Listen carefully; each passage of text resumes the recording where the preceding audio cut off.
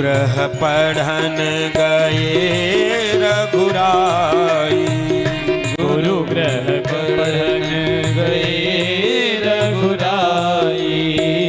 अल्प काल विद्या सब आई, अल्प काल विद्या सब आई। विद्या सब आई। थोड़े और बड़े हुए। आज भगवान का यज्ञोपवीत संस्कार हुआ। ब्राह्मण, क्षत्रिय और वैश्य, ध्यान दें, इन तीनों को कहते हैं द्विज। क्या कहते हैं इन्हें?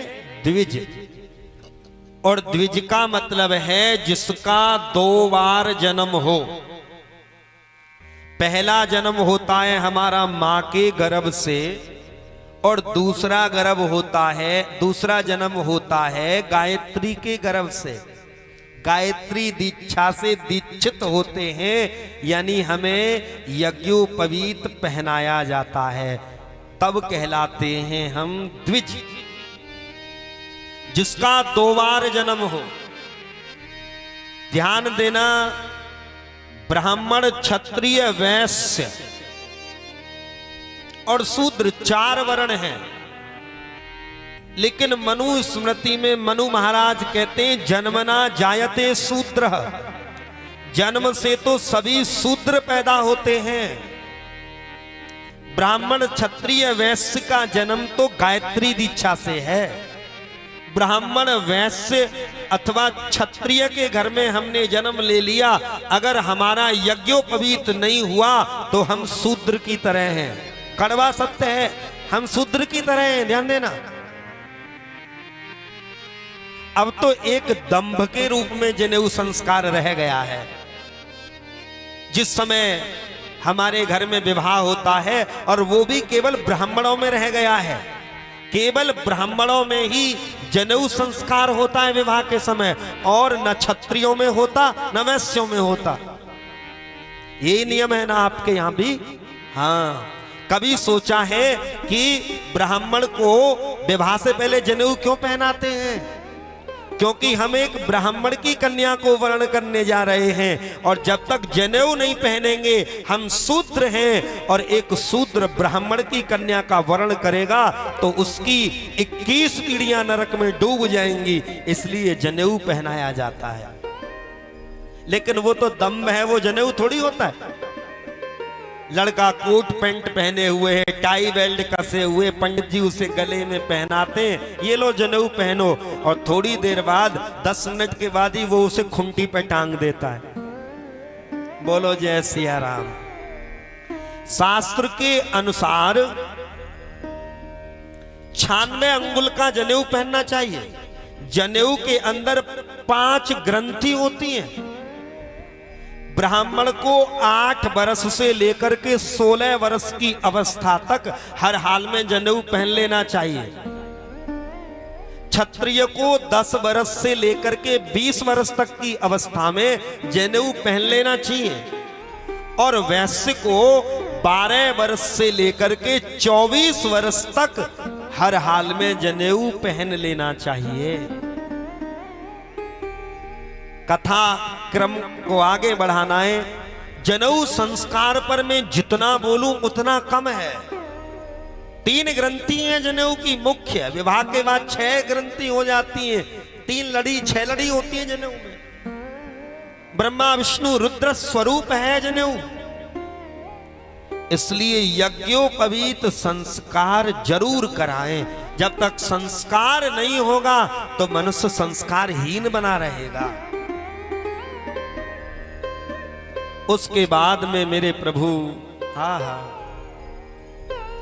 गुरु वशिष्ठ जी के आश्रम में गए। किस लिए गए? पढ़ने के लिए गए। और आज थोड़े से समय में ही प्रभु ने सारी विद्याओं को ग्रहण कर लिया।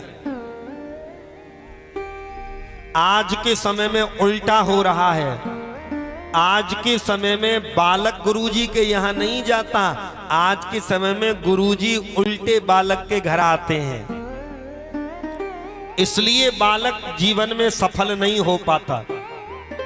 अच्छा एक बात बताओ, प्यासा कुआं के पास जाता है या कुआं प्यासे के पास आता है? बोलो जय सिया राम। पहले गुरुकुल होते थे, उसके बाद आहा विद्यालय रह गए, और आज के समय में तो भैया केवल स्कूल ही रह गए। अब स्कूल हो गए, अब तो कोचिंग सेंटर रह गए, अब कोचिंग सेंटर हो गए, अब तो होम ट्यूशन रह गए। होम ट्यूशन पे ही काम चल रहा है। हाँ मास्टर जी, चाहे 500 की जगह 1000 की पत्ती ले लियो, पर घर ही आ जाए करो। आप अपने बच्चे का भविष्य बिगाड़ रहे हो, ऐसा कदापि नहीं करना चाहिए। गुरु के प्रति सम्मान होना चाहिए। संसार में सबसे बड़ा दान है विद्या का दान, ध्यान देना। आप किसी को भोजन करा दो, 24 घंटे तक पेट में रहेगा। मुझे आपने मान लो बढ़िया सुंदर लोई लाके दे दी, कपड़े दे दिए, 3 साल तक चलेगी वो आपकी लोई।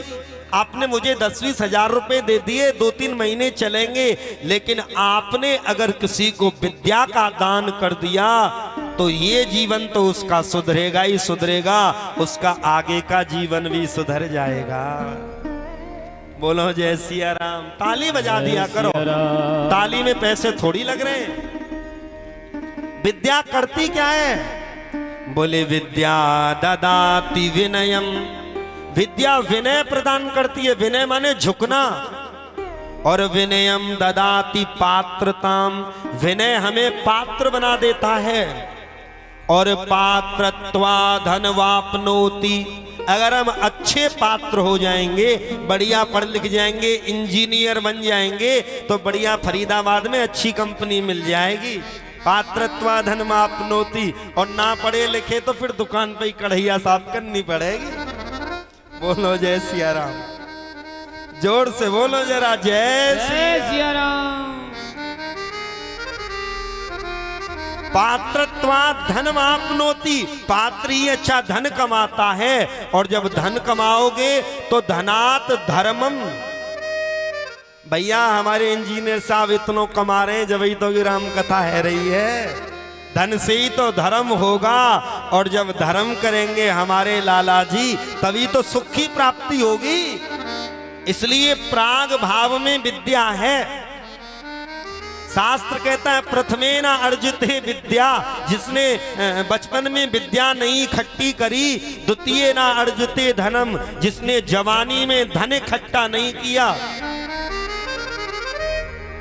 तृतीय ना अर्जिते धर्मम, और बुढ़ापे में जिसने राम कथा भागवत नहीं कराई, मंदिर गिरजाघर नहीं गया, भगवान का भजन नहीं किया, तो फिर क्या होगा पता है उसका? फिर उसके लिए धर्मराज नहीं, उसके लिए तो भैंसा पे बैठ के जमराज ही आवेगो। बोलो जय सिया राम। अरे जोड़ते बोलो जरा जय सिया राम।